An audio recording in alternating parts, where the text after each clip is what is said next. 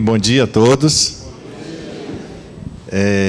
Depois de uma longa temporada, né, afastado daqui, né, a gente estava com saudade, né, da turma. Obrigado. A gente, então, está aqui em nome da Associação Médico Espírita, falando mais uma vez do tema de saúde, né, saúde espiritual. A gente fez uma adaptação.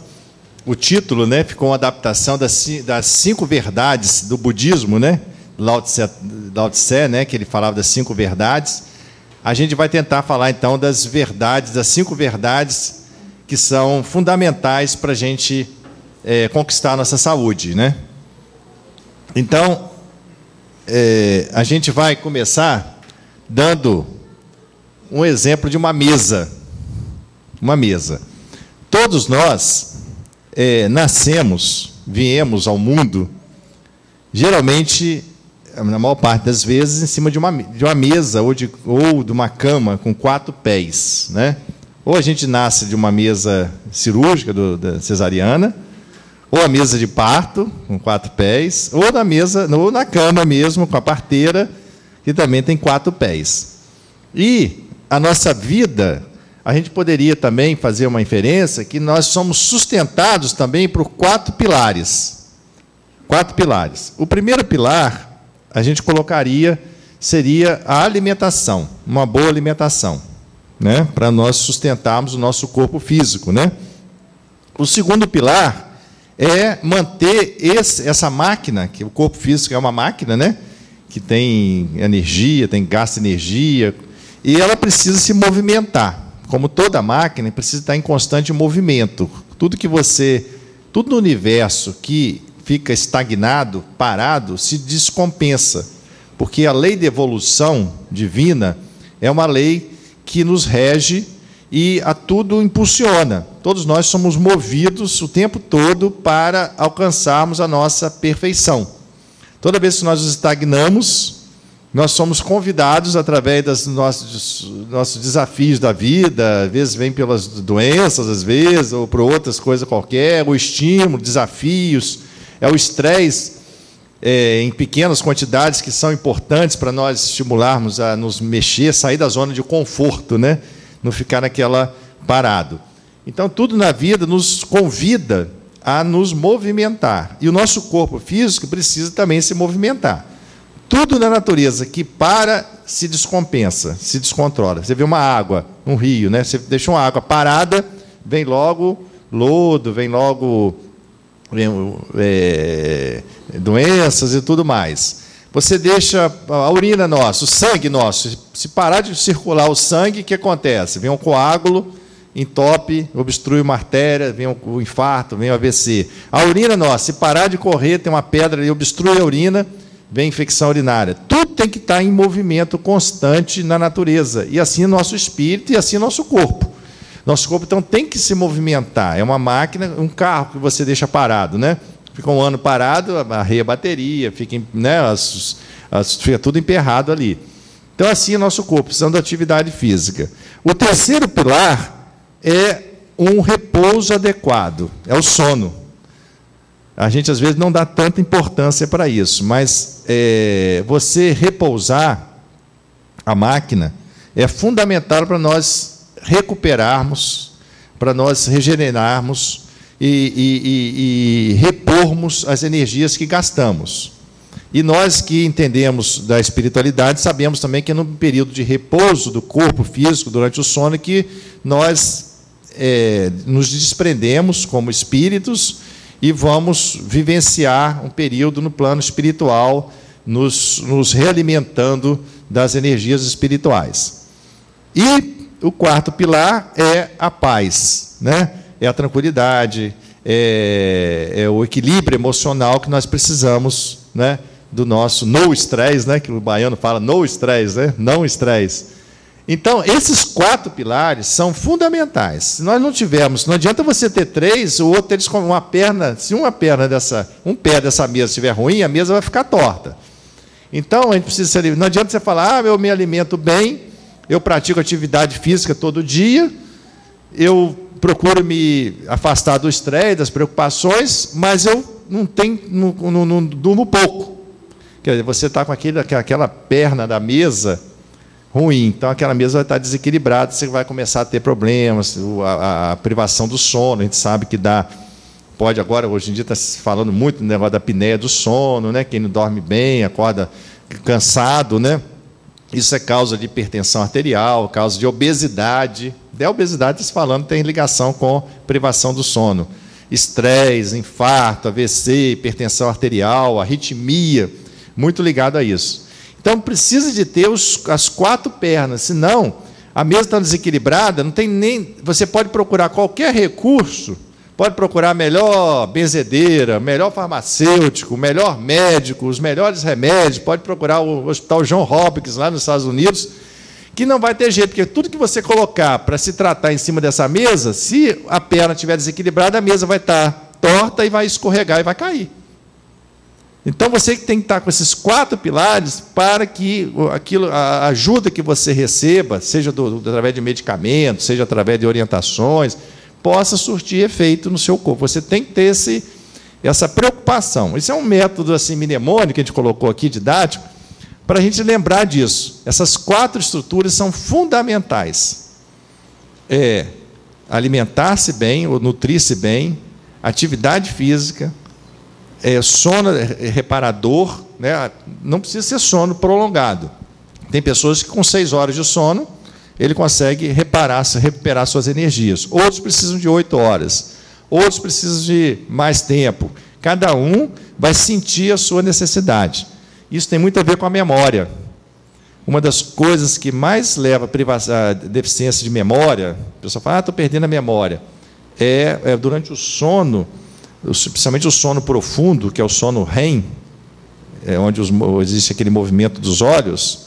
Quando você se aprofunda no sono, geralmente, quando a gente dorme, você inicialmente tem um sono superficial, ele vai se aprofundando. Depois de 1, 2 horas você está pegando o sono, ele se aprofunda. Depois ele vai superficializando, depois ele se aprofunda de novo. É chamado sono REM, de Rapid Eye Movement. O olho fica tremendo debaixo da pálpebra, não sei se vocês já perceberam, a pessoa está dormindo. É naquele momento que você está no sono profundo, e no sono profundo é que você se recupera, se regenera, se recarrega as suas baterias. Porque é como se o Nuno Cobra fala isso no livro dele, né? Nesse período do sono, é como se nós não deixamos de atrapalhar. As energias que a gente gasta durante o dia, naquele momento do sono, são todas voltadas para a gente recuperar as nossas células, nossa fábrica enzimática, tudo. Precisa de ter um tempo. Você não desliga à noite, a fábrica tem que parar de funcionar para ela recuperar, lubrificar. Então, é nesse sono que você faz a lubrificação, você recupera essas energias, recarrega as baterias e faz para você começar um outro dia bem. Então, se você não chegar nessa fase de sono profundo, você não descansa. Então, pessoas que têm muito despertares de sono à noite, não conseguem chegar ao sono profundo, geralmente acorda cansado. Pessoas que têm apneia do sono, dorme, tem dificuldade de respirar, geralmente ou pela glote, ou obesidade, alguma coisa que a glote cai e a pessoa acorda com falta de ar de noite, aquele ronco, geralmente com muito ronco, né?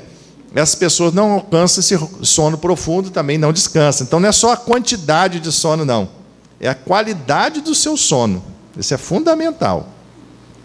Eu lembro que eu tenho um cunhado meu que ele ficou muitos anos assim, roncava muito, tinha apneia do sono, não dormia bem, até que começou, a gente orientou para fazer o teste da polissonografia, fez, detectou uma apneia do sono grave, aí começou a usar o CPAP, depois, no primeiro dia que ele usou, no dia, ele falou assim, gente, eu nasci de novo. Eu não sabia, porque ele não dimensionava, como que eu dormia mal. Eu acordava cansado, o corpo todo doído, e agora eu durmo a mesma quantidade de tempo, até menos, e estou descansando mais, e aí melhorou a pressão dele, melhorou o colesterol dele, melhorou o triglicerídeo dele, melhorou tudo. Só com um sono adequado. E muito cuidado com os ansiolíticos, os hipnóticos, os remédios para dormir. Porque uma dos problemas dele, ele induz um sono, mas é um sono artificial. É um sono induzido, não é um sono natural. o que acontece? Você tem dificuldade de alcançar aquela fase 5, ou fase do REM, que eu falei. É a fase do sono que a gente descansa. Então, você tem um sono que não é muito reparador com o ansiolítico. Você dorme, mas às vezes não descansa tanto como se fosse um sono natural. Então, gente, os 4 pilares. Aí nós vamos chegar nas 5 verdades do budismo, que são as 5 verdades existenciais, né? Nós vamos fazer, então, uma adaptação para a saúde, uma adaptação nossa, né? Então, o primeiro, na realidade, isso aqui surgiu de uma conversa, porque o budismo, a gente sabe que veio do Japão, da China, né? Então, tem um imperador chinês, o imperador do Império Amarelo, né? Ele estava muito preocupado com a sua saúde, como ele conservar uma boa saúde até a idade de envelhecimento, envelhecer bem. Aí ele pediu aos seus súditos que procurassem em todo o Império Chinês o maior sábio que encontrasse e trouxesse na presença dele, que ele queria se aconselhar de como ele deveria se comportar para viver bem, viver sem sofrimento, sem dores, sem adoecer menos, ou seja, fazer uma prevenção, né? Se cuidar, é um cuidado, né? Aí trouxeram para ele um sábio de nome Shippo. Aí o imperador, na presença do Shippo, perguntou-lhe, então, o que eu devo fazer, como é que deve ser o meu comportamento para ter uma boa saúde e envelhecer bem? Aí o Shippo colocou para ele 5 situações, 5 condições que ele precisava de cumprir e seguir essas orientações. A primeira orientação de Shippo foi essa aqui: alimentar-se bem. Né? Vem a ver também com as 4, é um dos pilares da nossa mesa também. Aí, só que o Shippo se desdobrou isso em várias, e não só no aspecto físico, mas também no aspecto emocional, né? No aspecto emocional, no aspecto mental e no aspecto espiritual. Tudo que a gente vai falar agora, a gente vai colocar nessas 4 dimensões. Da mesma forma que nós devemos lidar com a nossa saúde, sempre pensar nessas coisas. Nós não somos só um corpo. Nós também temos a nossa dimensão do pensamento, temos a dimensão das nossas emoções e temos a dimensão mais profunda, que é a nível dos nossos sentimentos mais profundos, que nós chamamos aqui do espírito, que nasce do espírito, né?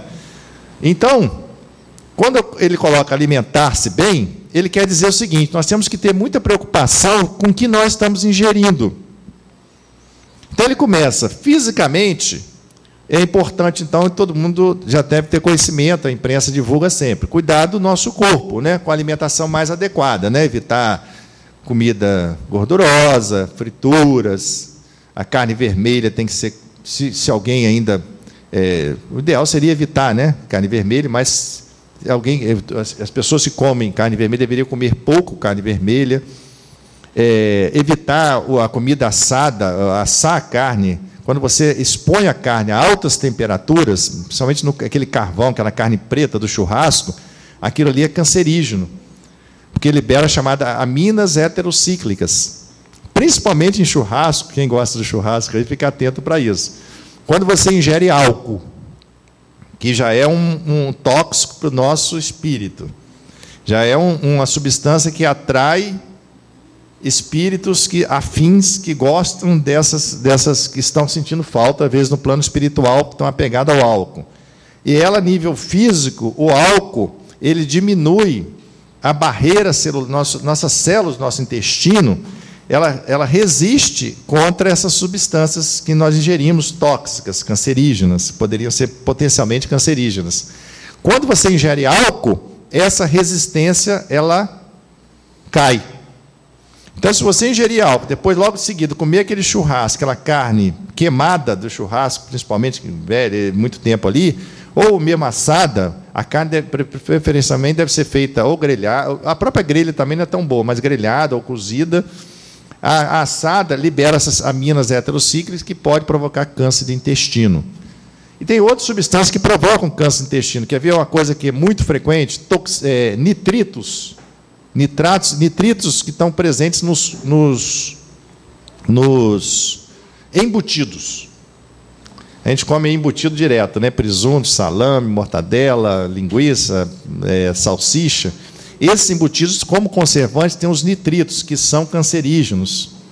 Por que eu estou falando isso? Porque o câncer de intestino está ficando de uma forma, está crescendo muito, assim como o câncer de mama. O câncer de intestino já é o 3º ou 4º. Agora mesmo estou com um primo meu internado, operando, não sentia nada, parecia um câncer de intestino. Adorava comer churrasco, adorava comer linguiça, salame, presunto, essas besteiras aí.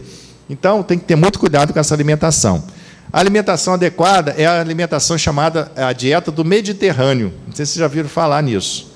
É a dieta do árabe, do libanês, que tem muita fibra, muito peixe, não peixe frito, né? Muita fibra, muitos legumes, frutas, coalhada, né? Coalhada com leite sem gordura. Essa é a melhor alimentação que existe, né? Que está sendo comprovado isso. Então, é comer muita verdura, muitos legumes, pouca carne, não evitar frituras, evitar gordura e tudo que a gente conhece que faz mal, né? Então, é nutrir-se bem. Agora, a gente vai falar que hoje não é isso, né? O objetivo não é falar de alimentação física. A alimentação também emocional, né? Alimentar-se com boas emoções.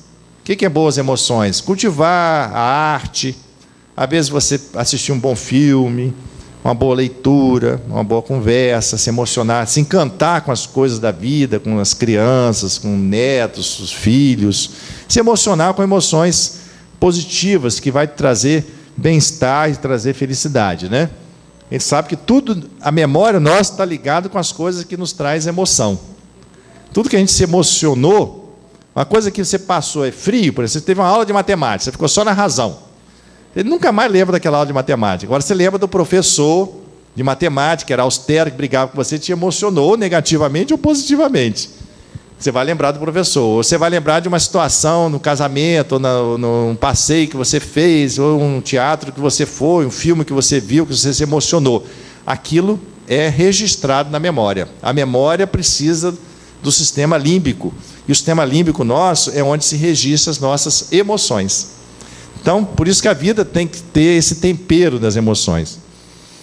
Emocionar-se bem no lado do pensamento.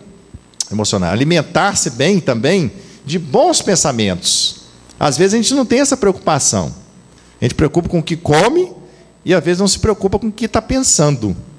E às vezes é pior, é pior. Por quê? Porque tem um agravante. Quando a gente come alguma coisa que nos faz mal, os nossos rins, nossas fezes eliminam as nossas escórias, né? O que não serve para nós alimentar, a gente elimina pelos nossos órgãos excretores. O pensamento, às vezes tem pensamentos negativos, que a gente não tem órgão excretor. O órgão excretor dele é a nossa vontade.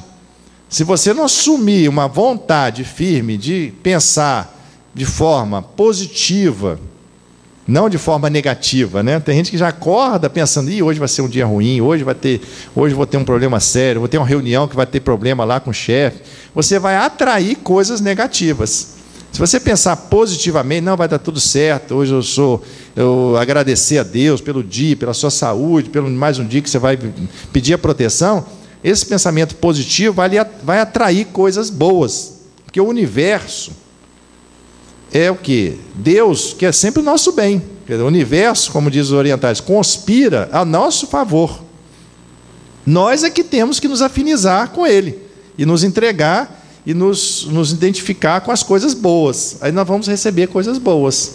Se você for uma pessoa que cultiva a gratidão, o amor, a alegria, o companheirismo, você vai receber coisas boas. A gente recebe aquilo que dá, né? Como diz o Einstein, né? Olha, se você jogar uma bola numa parede azul, essa bola vai voltar que cor? Azul. Vai voltar uma bola azul, ela vai bater na parede e volta. Para quem gosta de raciocínios lógicos, né? Então a vida é assim também. Se você joga uma bola forte na parede, ela vai voltar com que força para você? Também forte. Jogar uma bola fraca, ela vai voltar fraca. Então a vida é assim. Ela devolve. A vida ela não te premia. Como diz, a vida nem te premia nem te castiga. Na vida você tem consequências daquilo que você faz. Deus não premia ninguém, nem castiga ninguém. Ele apenas, existe uma lei que ele coloca, a lei da evolução, a lei do progresso, as leis divinas, que se nós seguirmos essa lei, nós vamos progredir e ao encontro do amor, ao encontro divino. Se nós descumprirmos essa lei, nós vamos ter as consequências que nós mesmos criamos. Então é a bola que nós estamos jogando errado, está vindo errado para nós. Então a vida nos devolve aquilo que nós damos para ela. Então vamos acordar de manhã dando coisas boas, bons pensamentos, pensamentos de alegria, de entusiasmo. Nós vamos ter consequências boas. Então, essa vigilância mental é muito importante.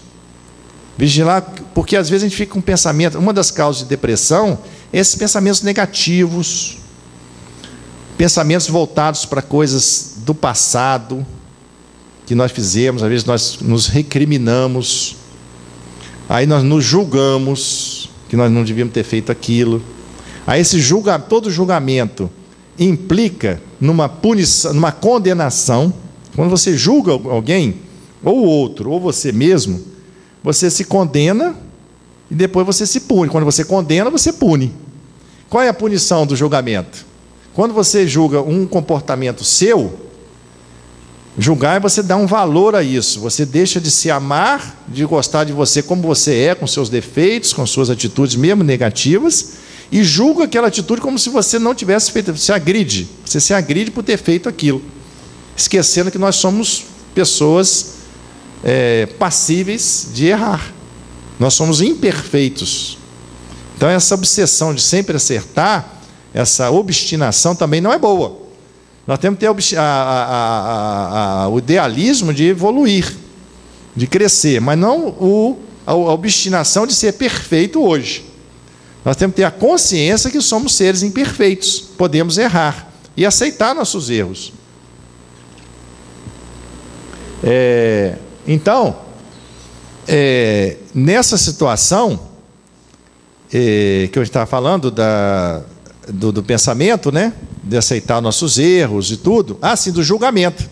Então a gente fica com um pensamento às vezes voltado para coisas do passado, nos julgando, quando a gente nos julga, qual é a condenação que a gente faz? É a culpa, entra no processo de culpa. Quando a gente julga o outro e condena o outro, a gente fica o quê? Com mágoa do outro. Então cultivar a tolerância, isso tudo é muito importante. Vigiar aquilo que Sócrates falava, né? Em relação ao nosso pensamento. Alguém falava, diz que certa vez estava Sócrates, chegou um rapaz falando com ele: Sócrates, tem uma coisa para te contar. Aí ele perguntou, e o Sócrates estava ocupado, perguntou: vem cá, o que você vai me contar é verdade? Aí é o primeiro crivo dos pensamentos nossos. Aí o rapaz falou assim: sim, é verdadeiro. Isso que você vai me falar é bom? Vai ser bom? É uma coisa do bem? Não, é uma coisa do bem. E tem utilidade. Aí passou pelo segundo crivo. Então tá bom, pode falar. Vamos ver o terceiro crivo. E é útil. Ou seja, isso aí vai ter alguma utilidade, você me falar isso? Isso vai servir para alguma coisa para a gente, para a humanidade, para os outros? Aí falar: não, isso aí é só uma curiosidade, só uma fofoca que eu ia te falar. Então para que você vai me falar? Então não precisa. Então ele vigiou, vigilância mental, né, daquilo que a gente está pensando. Porque nós, às vezes, a depressão, por exemplo, tem um amigo meu que teve, um paciente meu que teve um quadro de depressão muito grave. Eu lembro que isso me marcou muito. Depois ele melhorou, saiu daquela crise, papapá. Eu falei: o que você faz para você estar tão bem agora? Ele falou assim: a primeira coisa mais importante é a vigilância mental. Quando vem aqueles pensamentos, o deprimido ele tem tendência a ter pensamentos negativos, a entrar no processo de culpa, remorso, ficar pensando coisas do passado, sair do agora, do aqui e agora. Então vigie esse pensamento. Quando começou a vir esse pensamento negativo, eu aborto ele logo no início, eu corto ele e não deixo ele crescer. Então essa vigilância mental é fundamental. O que nós estamos nos alimentando? Porque, como diz o oriental, o pensamento, ele pode passar pela nossa cabeça um pensamento negativo. Às vezes você passa pensamento negativo na nossa cabeça. E é comum isso, a gente não tem controle sobre isso. Agora, você nutrir, alimentar, ficar remoendo esse pensamento negativo, você então está cultivando aquilo, está fazendo aquilo crescer dentro de você. Aí a sua vontade tem poder de você não permitir isso. É como o oriental fala, um pássaro pode, ocasionalmente, pousar, é raro, né? Mas pode pousar na sua cabeça, né? Um pássaro pode pousar, pousa e sai. Agora, um pássaro fazer um ninho na sua cabeça é porque você está deixando, você está permitindo. É a mesma coisa o pensamento. O pensamento pode passar um pensamento negativo. Agora, você permitir que aquele pensamento fique crescendo, proliferando, cultivando ele dentro de você, é porque você está deixando. Então, essa vigilância mental é fundamental.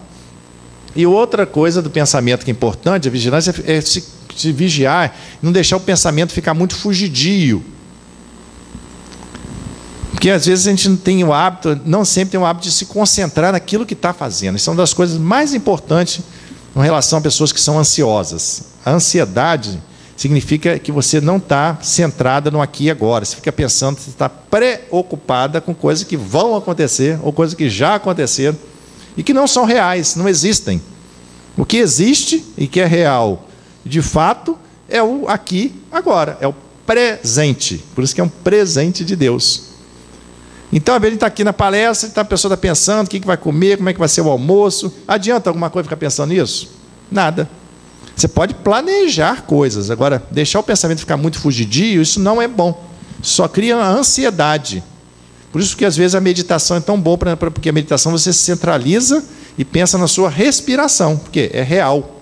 É aqui e agora a respiração. O resto são macaquinhos que a nossa mente tem, que fica fugindo. E a gente cria muitos problemas por isso. E alimentar-se bem no aspecto espiritual, ou mais precisamente no lado do sentimento. Sobretudo, o sentimento maior, que é o sentimento do amor. Então, alimentar-se bem de amor. Mas aí tem um detalhezinho que é fundamental. Às vezes, muitas vezes a gente, nesse padrão ainda que nós trazemos infantilizado, nós queremos fazer de vítimas, pobre coitado, querer receber o amor do outro.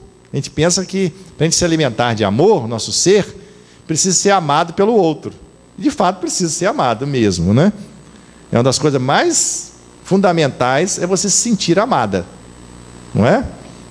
Só que, às vezes, a gente deturpa isso. A gente acha que para ser amado, a gente precisa de sempre ser bonzinho para o outro, sempre a gente começa a usar as máscaras, não pode desapontar o outro, para não ter decepções. E a gente vive uma vida, às vezes, fictícia, de fantasia, de máscaras, para poder não desapontar, agradar todo mundo, não dizer não. E a gente quer receber o amor, o aplauso, o reconhecimento do outro. Só que, para nós recebermos o amor do outro, o que a gente precisa? Doar amor para o outro. Ao invés de a gente ficar interessante para o outro, igual eu vou dar uma palestra aqui. Então, eu estou preocupado em ser interessante para vocês ficarem gostando de mim. Isso é uma forma, vamos dizer, superficial de eu conseguir ser amado. É um amor, é uma admiração só. Agora, quando eu fico interessado em vocês, em vez de ser interessante para vocês, eu ficar interessado em vocês. Interessado em passar uma coisa boa, que vocês saiam daqui com mais elevado, mais consolado, mais esclarecido.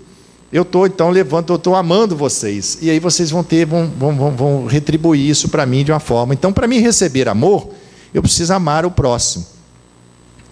E a melhor forma de eu receber amor, de quem que eu vou receber amor? Eu tenho controle sobre o outro? Não, mas eu tenho controle sobre mim. É eu me amar. A primeira, para me amar o outro, eu preciso me amar primeiro. Então, a melhor forma de você se alimentar de amor é você se aceitar como é, não se punir, não se julgar, aceitar, olhar os seus defeitos, tudo bem, mas não se incriminar por ter aquele defeito. Se amar. Essa que é a ideia de não julgar o comportamento. Você pode julgar o comportamento, dar juízo de valor do seu comportamento, e é muito importante isso, Jesus mesmo falou. Olhar os seus defeitos, em vez de olhar para o outro, né? Às vezes a gente olha o argueiro no olho do outro e deixa de olhar a trave no nosso olho, né? Então, olhar os nossos, se analisar para se melhorar, isso é fundamental, é o exercício do autoconhecimento. Mas se analisar amorosamente, sem julgamento da sua pessoa, do seu ser, se amando.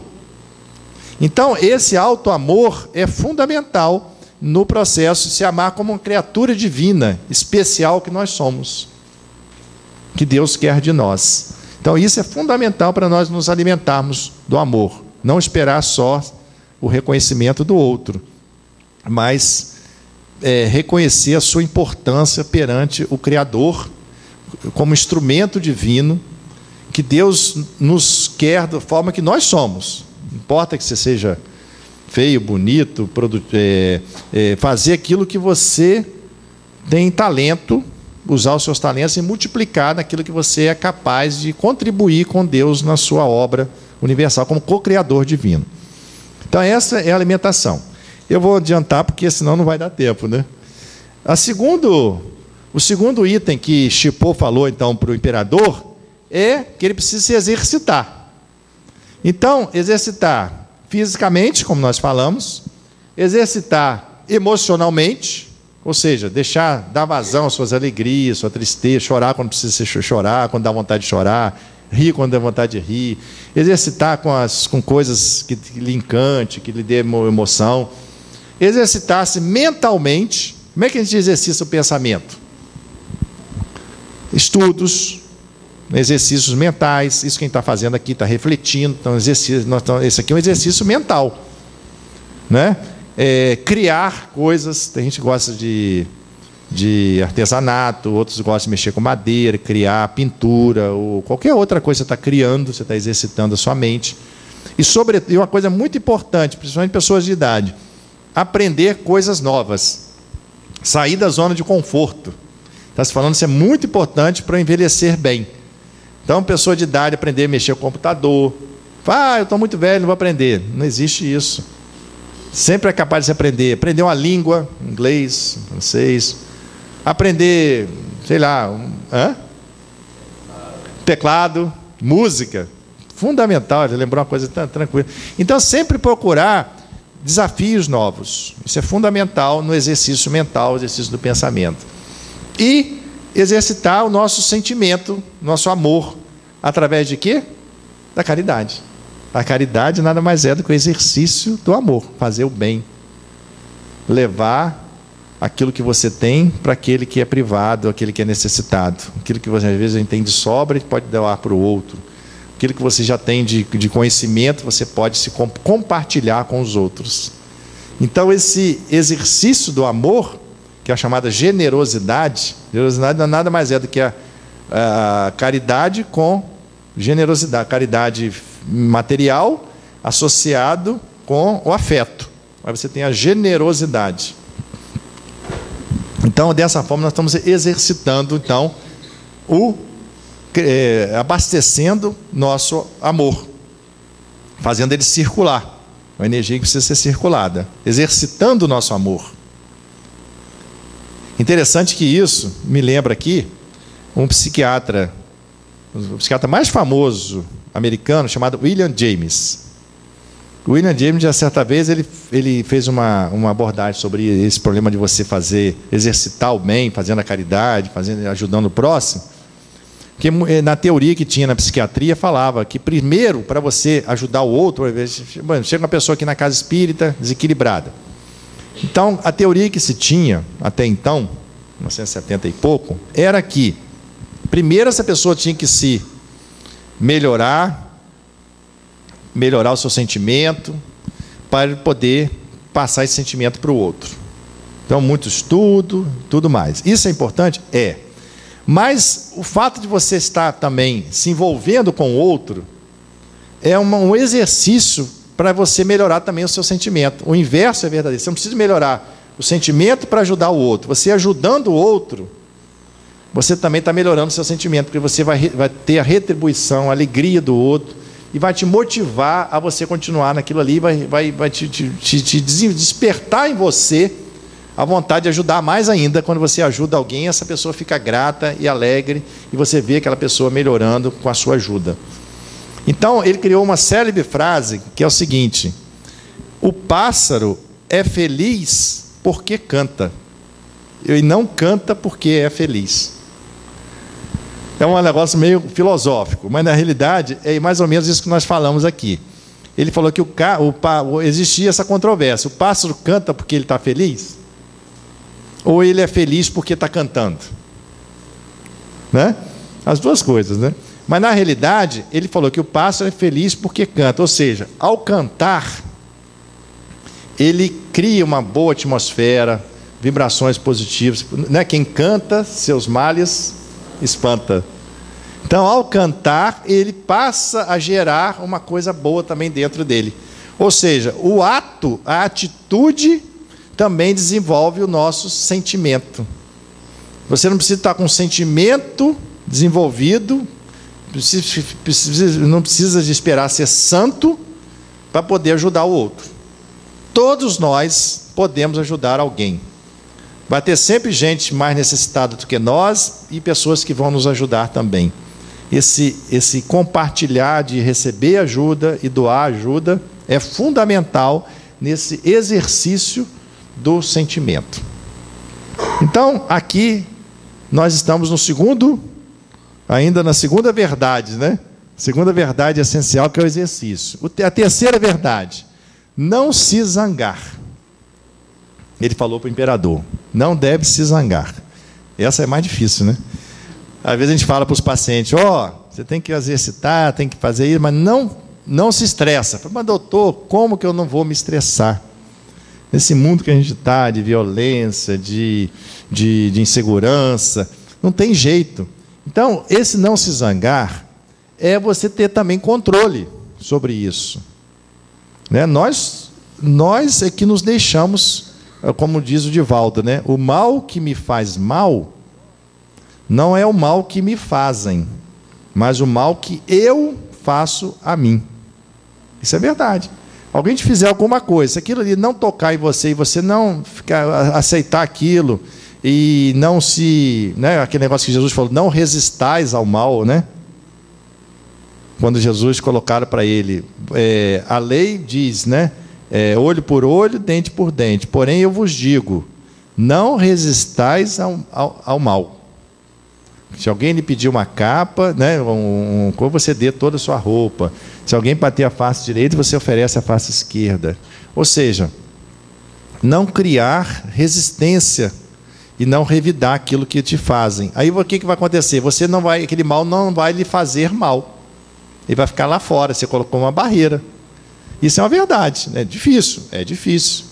Mas o mal que me faz é quando eu me toco com aquilo que me faz. Eu fico com raiva, ou fico com ódio, né? Mágoa da pessoa, ou eu fico com raiva de mim mesmo. Aquilo ali tocou. Às vezes a pessoa te fala alguma coisa que tocou numa coisa que você não está bem trabalhado, uma crença que você tem, que você é incapaz, que você... Há pouco tempo mesmo, um colega meu de trabalho, médico, um rapaz só falou com um outro médico conversando com ele, falou que ele mexeu com alguma coisa com o conhecimento dele. Falou: você não tem residência em cardiologia, alguma coisa assim, por isso que você não está entendendo o laudo que eu estou fazendo aqui. Uma coisa simples, né? Não estava nem discutindo. O rapaz, aquele tocou nele, alguma coisa, talvez pelo orgulho dele. Quer dizer, o mal que ele sentiu foi o mal que ele mesmo se sentiu magoado com aquela palavra, que é uma palavra simples que ele falou só. Ele levantou, deu um murro na cara do outro, fraturou isso aqui tudo, fraturou o braço do outro, brigaram, quase morreram. Está lá em processo, um médico com outro médico. Porque simplesmente um falou que o outro não tinha um conhecimento bom naquele assunto. Só. Mas o quê? O mal que fez o outro não foi o mal que o cara falou, foi o mal que ele se fez ao se sentir agredido com aquilo, algum ponto que tocou nele. Por isso, toda vez que a gente se irritar com alguma coisa, é uma oportunidade de autoconhecimento. Se você se irritou, se você se magoou, se aquilo ali lhe tocou em algum ponto, volte aquilo para você e fala: por que aquilo ali me tocou? Não fique focado no outro, não. Se você for ficar focado no outro que ele falou aquilo, você vai dar um soco no outro também. Vai acontecer o que acontecer. A vida está toda complicada por causa disso. Você vai querer revidar, você vai ficar com raiva do outro. Você tem que ficar, é o quê? Refletir, aproveitar aquela oportunidade de saber por que aquilo ali. Se ele tivesse refletido, talvez ele ia descobrir que ele está orgulhoso, que não aceita ser questionado no conhecimento dele, alguma coisa que tocou nele, que está muito forte nele. Então, esse exercício da gente pensar o que toca. Eu tinha um professor que falava isso. Não tem aquele negócio, o que lhe toca nesse latifundiário, né? A parte que lhe toca nesse latifundiário, né? Saber qual é a parte que lhe toca. Se a pessoa te agrediu, você se sentiu mal, tem uma parte sua ali. Essa parte sua que está sendo magoada, é você que está se magoando, é você que está com raiva de você mesmo. Agradeça o outro por ter lhe mostrado aquilo ali. Então, aproveitar do limão e fazer uma limonada, né? Tudo na vida é para o nosso bem. Deus só quer o nosso bem. E Deus está presente em tudo. Desde as coisas negativas que a gente acha que é negativa, aquilo é para nos mostrar e nos despertar em algo que a gente está precisando trabalhar.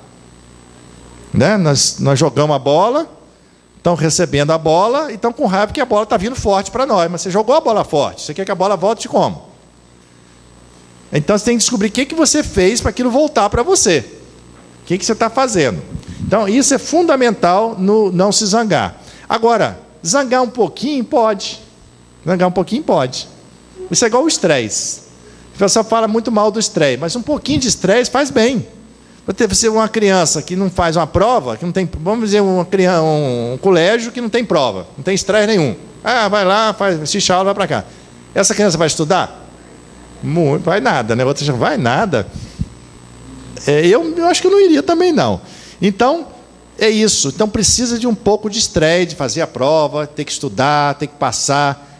Então, assim é a nossa vida. Nós precisamos ter uns desafios, senão você não sai da zona de conforto.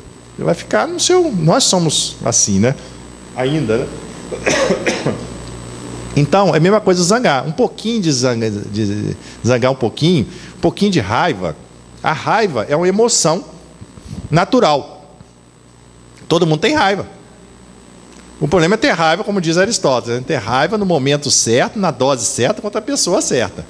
Se você tem uma raiva exagerada, ou contra a pessoa errada, ou exagerada, ou no momento errado, você está tendo uma emoção descontrolada.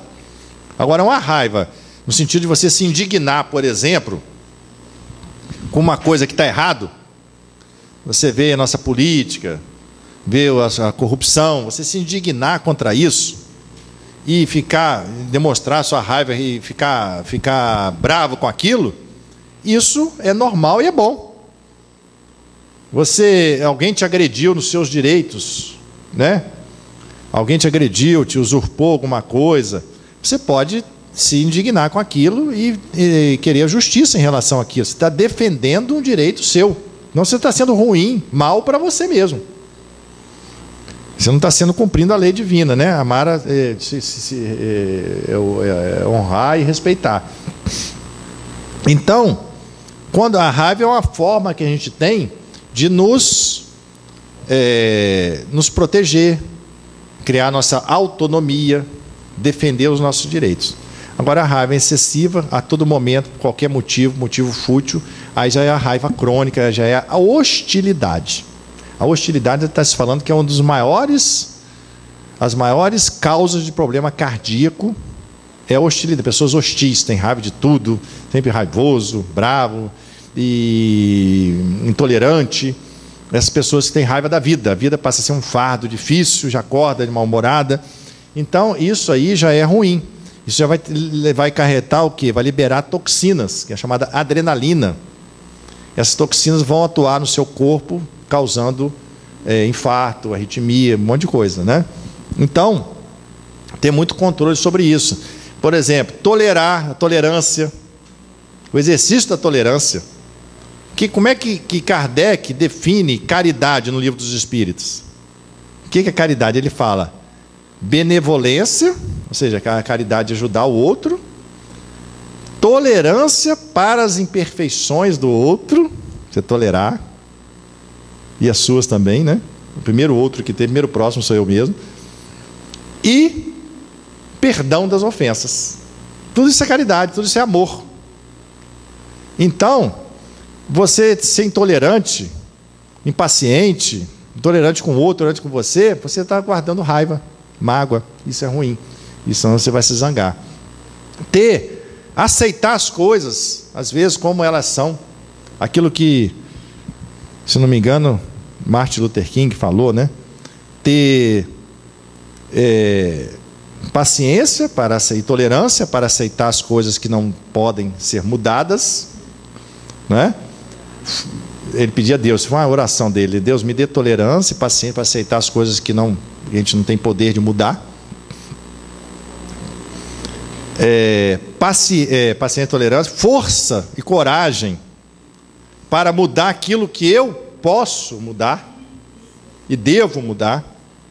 Para mim, coisas que às vezes, por exemplo, você está com uma doença qualquer, tem que aceitar aquilo, mas também você tem que ter força e coragem para poder se tratar. Mas aquilo que você não tem jeito, a medicina não dá jeito, coisas você tem que entender o porquê daquilo, aprender com aquilo e seguir em frente, né? Então, aceitar que não pode ser mudado, força e coragem para mudar o que deve ser mudado, e sabedoria para saber a hora que devo mudar e a hora que não devo. Coisas que eu tenho que aceitar e coisas que eu posso melhorar. Então, isso é a ideia da tolerância. E a outra coisa também fundamental para ter tolerância é a gente não achar que a gente é a tal da onipotência. Você tem poder sobre você. Sobre o outro, depende do outro. Então a gente quer mudar, quer controlar tudo, quer mudar o outro, quer que o outro seja do jeito que a gente quer. E a gente às vezes não tem poder sobre isso. E aquilo vai nos deixar irritado, bravo, zangado. Então você tem que dar o quê? Fazer a sua parte. Você tem poder sobre você, dar o seu exemplo, que é a melhor forma de induzir o outro a se mudar. E aceitar o outro como ele é. E então esse controle que a gente quer ter sobre tudo e sobre todos, nós não podemos, cria uma certa negócio de manipular os outros, né? Você quer ter controle sobre que as coisas sejam do seu jeito, né? Essa obstinação, as coisas têm que ser do meu jeito, eu não posso adoecer, eu tenho que estar bom, eu não posso isso, quer dizer, essa onipotência de querer ser Deus. Então isso cria também essas raivas que a gente vai cultivando, dificuldade de aceitar as coisas, os desígnios, né, que Deus que a divindade, quer dizer, a vida nos proporciona em consequência daquilo que nós proporcionamos a ela, da bola que nós jogamos na parede, ela vai voltar para nós. É a lei de causa e efeito, né? Então isso, trabalhar nossa onipotência, nossa necessidade de controle sobre tudo, saber que você pode relaxar, aceitar as coisas como elas são, aliviar, ter a vida com mais leveza, levar a vida com mais leveza, né? Mais leveza, mais aceitação, mais bom ânimo, aceitar, as adversidades, não levar aquilo muito a sério, e também nem as nossas vitórias, também não ficar muito eufórico. Tem uma história do cavalo que conta muito bem isso. Um sitiante de uma cidade tinha um cavalo muito bom. E todos os fazendeiros da região cobiçavam aquele cavalo desse sitiante. Ele é uma pessoa humilde, pobre lá, e tinha um cavalinho, mas era um cavalinho especial. Aí todos os fazendeirão iam lá, né, os filhos dos fazendeiros, que gostam de animal, né, ia lá para comprar o cavalo do seu Zé. Chegava lá e oferecia fortunas para o cavalo do seu Zé. Não, eu não vou vender esse cavalo, não. Esse é de estimação, meu filho adora ele. Isso aí não tem preço, quer dizer, ele não é o valor monetário, né? E o seu João era uma pessoa feliz com aquele cavalo. Até que um dia, esse cavalo, esquecer a porteira aberta, o cavalo fugiu. Aí voltaram no sítio do seu João e falaram: seu João, o senhor é uma pessoa de azar, hein? Se o senhor tivesse vendido esse cavalo para nós, o senhor estava comprando um fazendão, aí o senhor deixou de vender e perdeu o cavalo. Aí falou assim: a sorte e o azar, assim Deus quis assim, e vamos aceitar. Isso é leveza na vida, né? Aceitar. Olhar o que você fez de errado, não fazer mais, e aceitar, porque aqui não tem como voltar. Olhar o presente, aquilo que eu falei do presente, né? A maior forma de você lidar com a ansiedade é você viver o hoje. Perdeu? Perdeu. O que eu fiz de errado? Não vou fazer mais. Mas não adianta eu ficar remoendo, revivendo, ressentindo, né? Aceitar. Aí aconteceu o seguinte, aquele cavalo, ele acabou, foi lá para a mata, e se juntou um monte de cavalos selvagens, aqueles cavalos paluze, né? E voltou ele depois, que ele conhecia o caminho de casa, com um monte de cavalo, o filho dele foi lá, fechou a porteira e ficou lá, aquele monte de cavalo. Ganhou o cavalo de volta, aí o pessoal voltou na casa dele. Falou: ô, senhor João, senhor Zé, o senhor é um homem de sorte, hein? O senhor perdeu o cavalo, agora o senhor ganha mais de 100 cavalos aqui, selvagens, bonitos.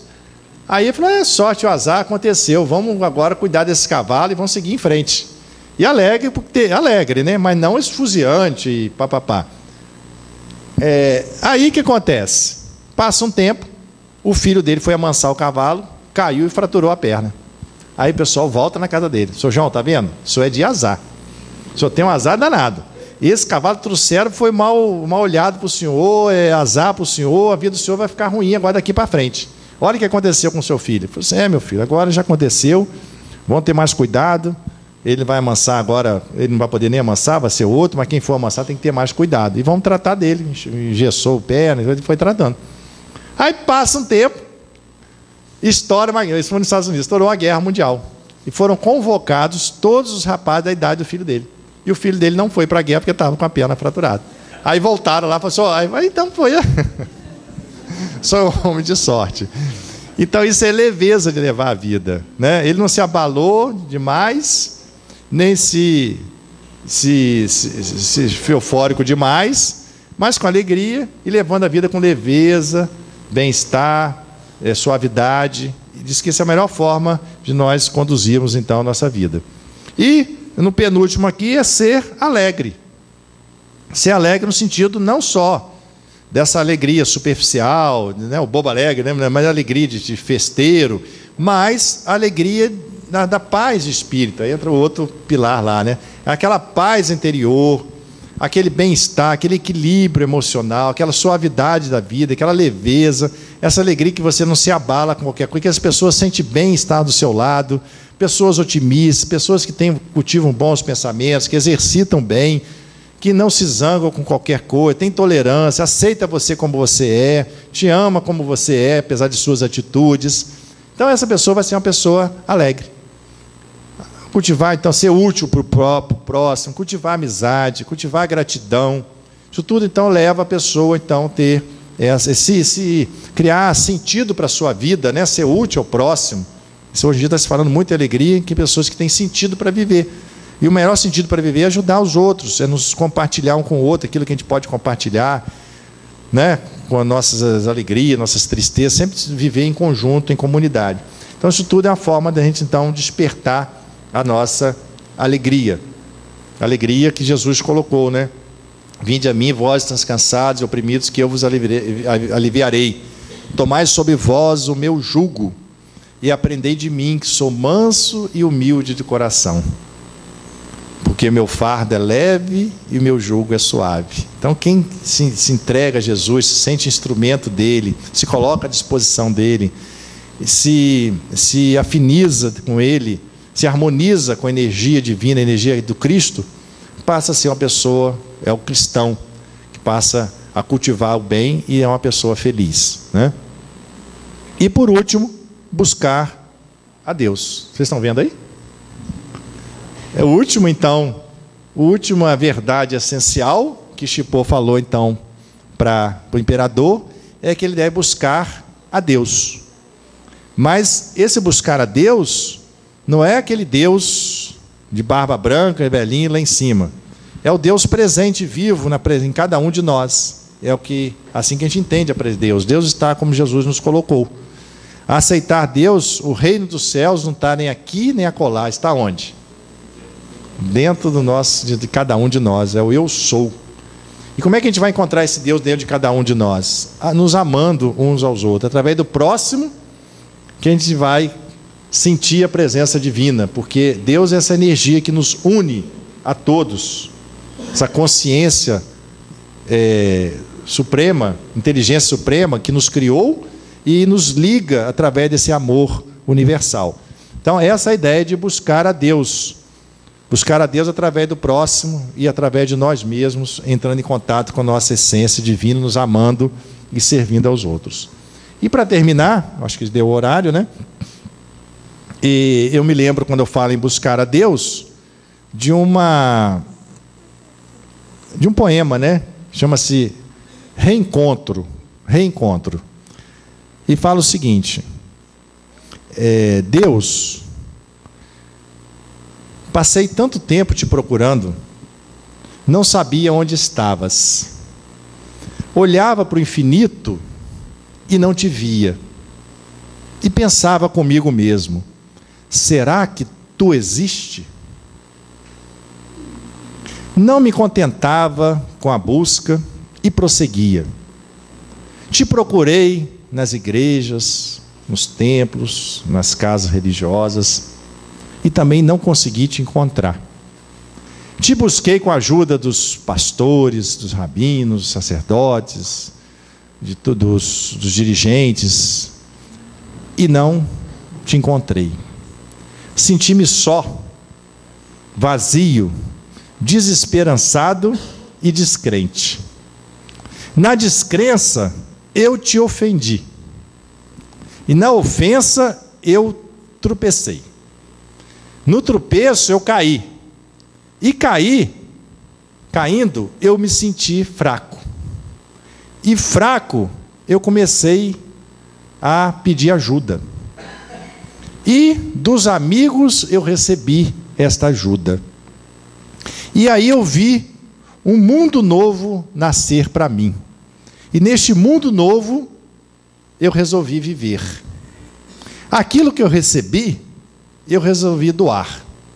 E quanto mais eu doava, mais eu recebia. Recebendo, eu senti-me feliz. E feliz, eu encontrei a paz. E com a paz é que eu descobri, é que dentro de mim é que tu estavas. Meus irmãos, então, essa seria então as nossas verdades que a gente queria falar para vocês nesta manhã gostosa de primavera, um clima ameno, agradável, e eu queria participar, que eu estou muito feliz com a presença de vocês, e vou sair daqui com boas energias, e espero deixar vocês também em paz e com a presença de Deus. Que assim seja.